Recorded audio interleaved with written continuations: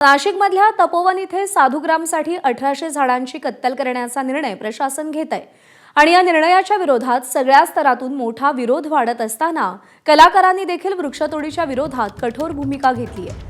उद्धव ठाकरे आणि राज ठाकरे यांनी देखील वृक्षतोडीच्या विरोधामध्ये भूमिका घेतल्यानंतर मनसेच्या चित्रपट कर्मचारी सेनेकडून वृक्षतोडीच्या विरोधात तपोवन इथे आंदोलन करण्यात आलं। चित्रपट सेनेचे अमेय खोपकर यांच्यासोबत विविध कलाकार हे या आंदोलनात सहभागी झाले।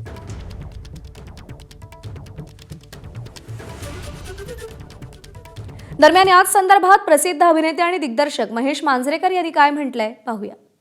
माझ्या घरचं माणूस जाण्याचं जेवढं दुःख होईल तेवढं एक झाड तोडण्याचं दुःख मला आहे। कुठल्याही कामासाठी झाड तोडू नये आणि गरज असेल तर पर्यायी मार्ग निवडावा, पण